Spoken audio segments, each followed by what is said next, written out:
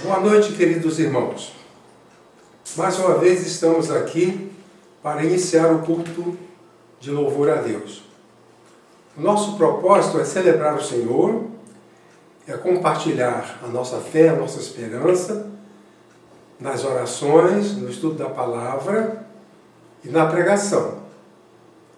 Os nossos encontros online têm sido muito abençoadores, têm feito muito bem para todos aqueles que deles participam. Nesta noite eu quero aproveitar para fazer uma chamada a respeito do mês da família. Hoje nós estamos no primeiro domingo do mês de maio, que é o mês da família. Gostaria de sugerir que neste mês nós dessemos uma atenção especial às nossas famílias. Em nossos lares, reunidos, conversando, compartilhando, orando, procurando aprimorar os nossos relacionamentos. A família é talvez o maior bem cultural de que dispomos. A família nos recebe quando nascemos e ela nos despede quando morremos. Nós estamos necessitados da família, do berço à sepultura. Por isso devemos nos esforçar para que as nossas famílias tenham boa qualidade, com amor, com compreensão, com paciência, com tolerância, com perdão. E que nós possamos realmente desfrutar de tudo que há de bom em nossas famílias para sermos beneficiados e beneficiar também as pessoas a quem amamos nos nossos lares. Que a graça do Senhor seja sobre nós, sobre nossas famílias, sobre os pais, sobre as mães, sobre os filhos. Que Deus abençoe a todos. Te adorarei, te louvarei e bendirei teu precioso nome. Te adorarei, te louvarei e bendirei. Te adorarei, te louvarei e bendirei teu precioso nome. Te adorarei, te louvarei e bendirei. Eu te exalto, Senhor, eu te exalto, eu te exalto, Senhor, para sempre. Eu te exalto, Senhor, eu te exalto, eu te exalto, Senhor, para sempre. Te adorarei, te louvarei e bendirei teu precioso nome. Te adorarei, te louvarei e bendirei. Eu te exalto, Senhor, eu te exalto, eu te exalto, Senhor, para sempre. Eu te exalto, Exaltarei para sempre, eu te exaltarei para sempre, eu te exaltarei para sempre, para sempre,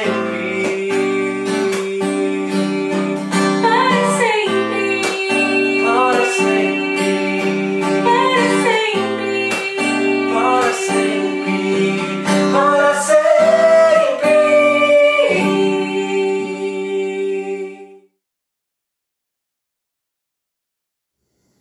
Nesse momento de oração, irmãos, nós queremos nos unir e orarmos ao nosso Deus. Vamos fechar nossos olhos e entregarmos nossa vida a Deus, na certeza que Ele vai resolver todos os nossos problemas. Oremos. Bondoso Deus, nosso Pai querido, nós estamos aqui, Senhor Deus, diante de Ti. Primeiramente, Senhor Deus, pedimos perdão dos nossos pecados, para que a nossa comunhão possa ser muito íntima contigo, Senhor Deus.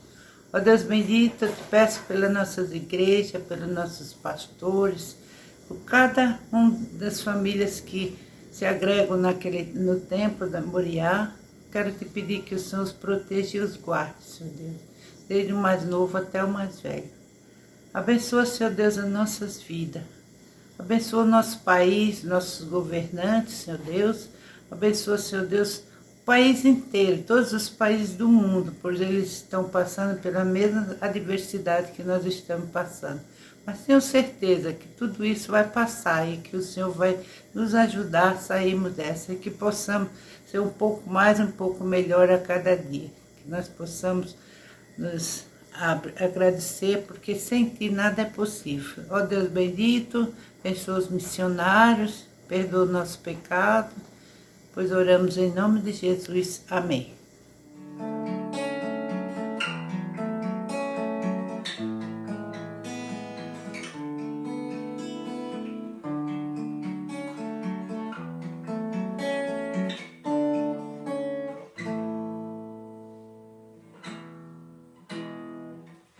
Não tenha sobre ti um só cuidado, qualquer que seja, pois somente um seria muito para ti. É meu, somente meu, todo o trabalho, e o teu trabalho é descansar em mim. Não temas quando enfim tiveres que tomar decisão. Entrega tudo a mim, confia de todo o coração. É meu, somente meu, todo o trabalho, e o teu trabalho é descansar em mim.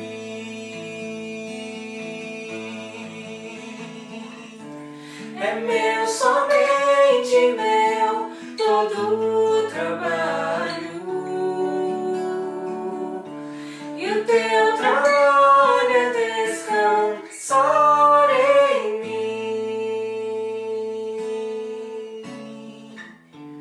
É meu, somente meu, todo o trabalho,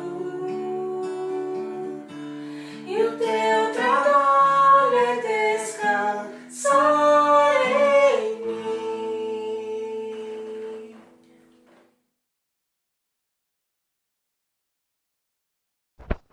Boa noite. É um prazer nós pararmos um pouquinho e separar um pouco do nosso tempo para conversarmos sobre os ensinos de Jesus. Hoje nós vamos falar um pouco sobre o que João registrou no seu Evangelho, no capítulo 8. Eu vou ler apenas 2 versículos, o 31 e o 32, porém eu usarei todo o capítulo como base para a minha explanação. Leiamos então. Jesus dizia, pois, aos judeus que criam nele: se vós permanecerdes na minha palavra, verdadeiramente sereis meus discípulos, e conhecereis a verdade, e a verdade vos libertará. O tema da nossa reflexão é a verdade que liberta. E a nossa proposição em relação a esse tema é: a palavra proclamada por Jesus é a verdade que muda a condição do homem em relação ao pecado. Um pedaço desses 2 versículos que nós lemos se tornou popular, porque ele é usado pelo nosso presidente nas suas falas. E conhecereis a verdade, e a verdade vos libertará. É usado uma porção bíblica para dar importância ou valor a si mesmo ou aos seus atos. Temos assistido com alguma indignação como a política faz uso daquilo que lhe pode ser útil, sem se preocupar com valores éticos e morais. Exemplo, a pandemia pela qual nós estamos passando e que tem sido usada como uma arma na guerra de poder. Usar um texto bíblico vinculando a uma figura ou status político pode ser conveniente, mas não necessariamente confere autoridade a quem faz esse uso. A verdade é desejada nas esferas pessoais, comerciais, jurídicas, etc. A verdade é um anseio das pessoas, bem como a liberdade. Jesus, há 2000 anos, quando cumpria sua missão aqui entre nós, aqui na Terra, ele falava e ensinava no templo, na sinagoga e nos lugares por onde ele andava. Ensinava com total propriedade. Jesus referia-se a si e a sua palavra como a verdade. Seu ensino e a sua palavra são a verdade da fé cristã. Verdade que é pregada desde então e hoje também nós, cristãos aqui da Igreja Moriá, fazemos isso. Vamos ver então como nós podemos compreender a nossa proposição dentro do capítulo 8 de João. A nossa proposição é: a palavra proclamada por Jesus é a verdade que muda a condição do homem em relação ao pecado. O primeiro argumento para essa proposição é: ela tem essa capacidade, ela é a verdade e ela tem essa capacidade de mudar porque ela tem procedência. Procedência é a origem, a fonte, a base, o fundamento. Por exemplo, eu quero comprar um celular. Eu vou buscar saber se o vendedor é uma empresa ou uma pessoa idônea.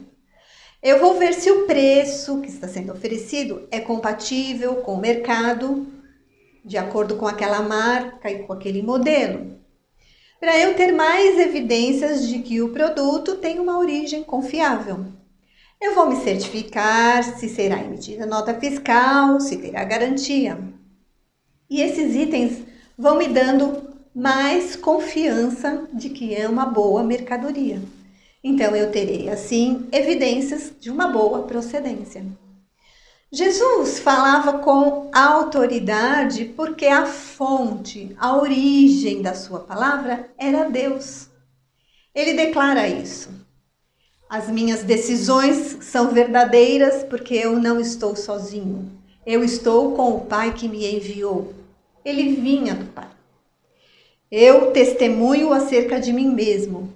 A minha outra testemunha é o meu Pai que me enviou. Deus o atestava. Pois aquele que me enviou merece confiança, e digo ao mundo aquilo que dele ouvi. Jesus falava o que tinha ouvido de Deus. Nada faço de mim mesmo, mas falo exatamente o que o Pai me ensinou. Falava o que o Pai havia ensinado. Pois eu vim de Deus e agora estou aqui. Eu não vim por mim mesmo, mas ele me enviou. Era enviado de Deus. Sendo que eu lhes falei a verdade que ouvi de Deus. Falava a verdade que ouviu de Deus. O Pai era o seu certificado de autoridade. Em segundo lugar, a palavra proclamada por Jesus é a verdade que muda a condição do homem em relação ao pecado, porque ela revela ao homem o seu estado de escravo e condenado à morte. Jesus falava a verdade do Pai, o que confrontava crenças e tradições, e assim ele enfrentava a oposição. Nesses debates, Jesus apresentava o cerne da sua mensagem. Os líderes religiosos procuravam desautorizá-lo. Por outro lado, muitos criam no que ele dizia. Na narrativa do capítulo, enquanto Jesus falava ao povo, é narrado que muitos creram nele. A esses que creram, Jesus disse: se vocês permanecerem firmes nas minhas palavras, verdadeiramente serão meus discípulos e conhecerão a verdade, e a verdade os libertará. Os fariseus, que eram do grupo opositor, questionaram essa afirmação. Somos descendentes de Abraão, nunca fomos escravos de ninguém. Como você pode dizer que seremos livres? Na sua resposta, Jesus mostra a eles a sua verdadeira condição, que é a verdadeira condição do homem. Digo-lhes a verdade. Jesus sempre enfatizava que a sua palavra era a verdade. Então ele disse: todo aquele que vive pecando é escravo do pecado. E em consequência do pecado, ele, em continuação, disse: vocês morrerão em seus pecados. Se vocês não crerem que eu sou, de fato, morrerão em seus pecados. Jesus mostra naquela situação que há uma possibilidade infinitamente melhor para o homem, além daquela condição na qual ele está. Naquela condição que ele está pecando. Aquele que vive pecando é escravo. O escravo não tem lugar permanente na família, mas o filho pertence a ela para sempre. Ou a outra condição que é oferecida pode estar firme nas palavras de Jesus. Aquele que permanece firme nas minhas palavras se tornarão meus discípulos e conhecerão a verdade que os libertará. Asseguro-lhes que, se alguém obedecer à minha palavra, jamais verá a morte. Em terceiro lugar, a palavra proclamada por Jesus é a verdade que muda a condição do homem em relação ao pecado, porque ela mostra a solução para o pecado, o próprio Cristo. Jesus faz referência à sua morte no versículo 28. Morte que estava no plano. Então, o versículo 28 diz assim: quando levantardes o Filho do Homem, que era a maneira como ele iria morrer, Jesus foi levantado na cruz, então sabereis que eu sou e que nada faço por mim mesmo. O plano que Jesus cumpria era a solução de Deus para o problema espiritual da humanidade. Uma morte para solucionar a morte de todos. A morte de Cristo era a solução para a morte da humanidade em consequência do pecado.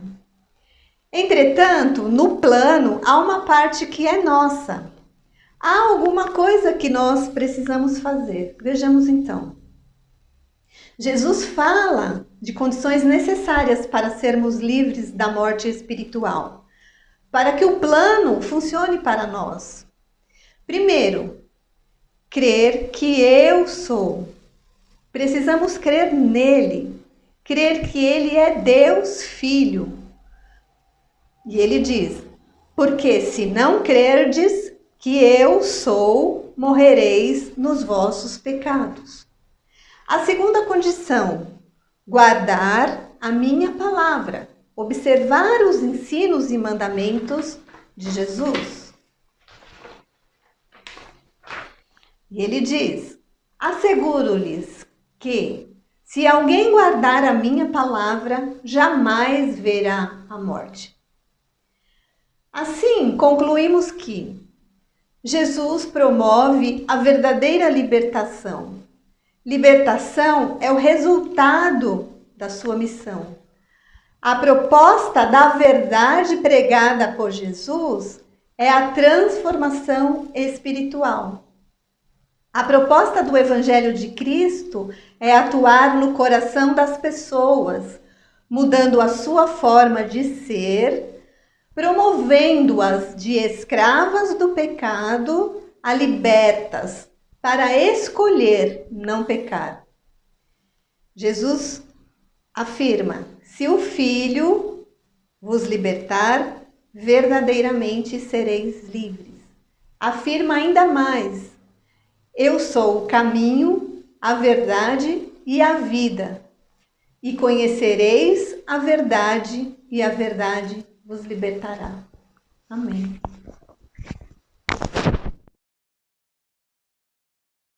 Boa noite, meus irmãos da Igreja Batista Moriá.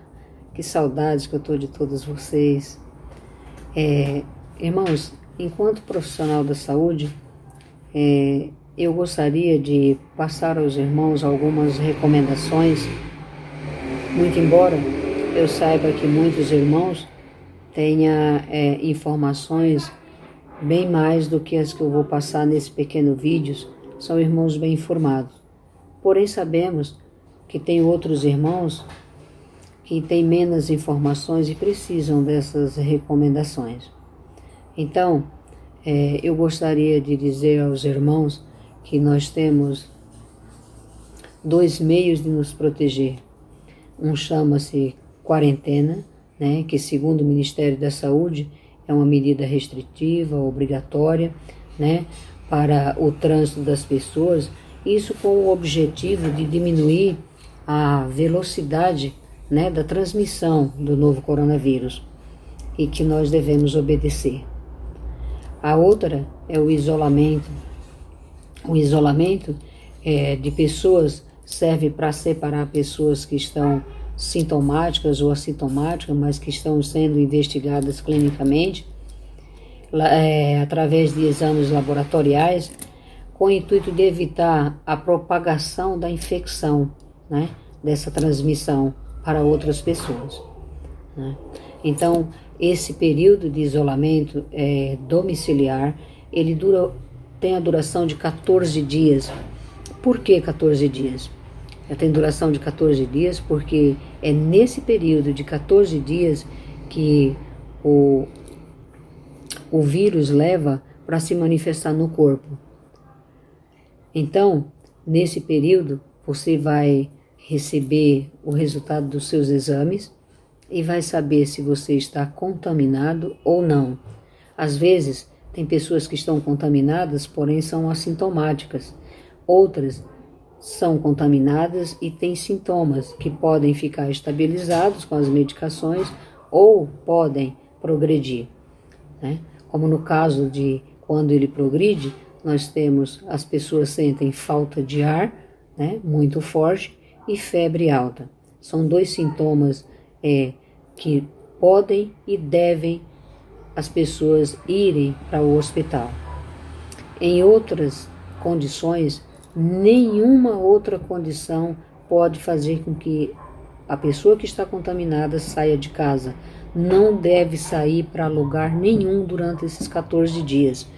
Se houver alguma necessidade, seja ela de ordem econômica, alimentícia, de medicamentos, pede ajuda para os irmãos, pede ajuda para um amigo, para um parente, para alguém, mas que não saiam de dentro de casa, por favor, para evitar que contaminem outras pessoas, né? E essa bola de neve aumente cada vez mais. Irmãos, o uso da máscara é indispensável. Cada vez que você sair da sua casa, é indispensável o uso da máscara. Dentro de casa, se for possível, também permaneçam de máscara para proteger as outras pessoas que estão lá dentro. Uma não transmitir para a outra. Quanto ao uso da máscara, tem algumas regras. Os irmãos nós não podemos colocar a máscara no rosto com as mãos sujas. Temos que lavar as mãos bem lavadas com água e sabão. Se possível, ainda aplicar um gel. Aí sim, colocar a máscara no rosto. como devemos pô-la. Eu vou mandar um videozinho mostrando para os irmãos como é, mas já adianto, peguem nas alças, coloquem atrás da orelha,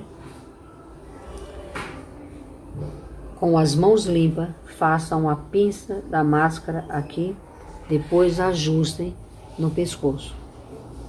Os irmãos estarão protegidos e protegendo outras pessoas. Quanto à lavagem das mãos, é indispensável, quantas vezes for necessário. Se os irmãos sentirem os olhos coçar, o nariz coçar, jamais coloquem os dedos nos olhos ou no nariz para coçar, sem que as suas mãos estejam lavadas, bem lavadas, porque nos nossos olhos e nariz nós temos mucosas, são regiões vascularizadas e isso pode comprometer a saúde dos irmãos. Outra coisa, a partir de segunda-feira nós teremos 2 decretos que não vai mais ser permitido em nenhum transporte público, trem, metrô, ônibus, aplicativos, táxi, qualquer tipo de transporte, a pessoa entrar sem estar de máscara. Não adianta tentar. As multas para cada ônibus que for pego com uma pessoa sem máscara dentro passam dos R$3.000. Então, os irmãos hão de convir comigo que jamais nenhum motorista vai deixar alguém entrar sem máscara. Como também nos hospitais não entram sem máscara, como também nos mercados não entram sem máscara. Por favor, irmãos, vamos obedecer para não arrumarmos mais problemas. Vamos portar nossa máscara direitinho, bem colocada. O álcool gel, se tiver condições de levar um álcool gel, leve. Se não tiver, com as mãos sempre bem lavadas, aonde estiverem, por favor. Pensem nos outros também. Não saiam de casa se estiverem sendo investigados, se tiverem com algum sintoma, ou mesmo se tiverem no isolamento domiciliar. Por favor, não saiam de casa. Eu peço encarecidamente aos irmãos. A situação, irmãos, está muito difícil e nós precisamos fazer a nossa parte. Eu acredito que os irmãos sabem obedecer, conhecem a palavra. Um beijo a todos, que Deus os abençoe.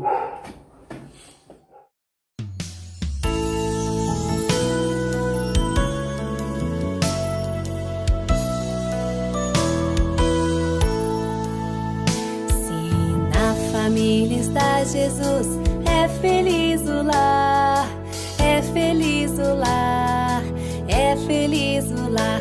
Se na família está Jesus, é feliz o lar, é feliz o lar.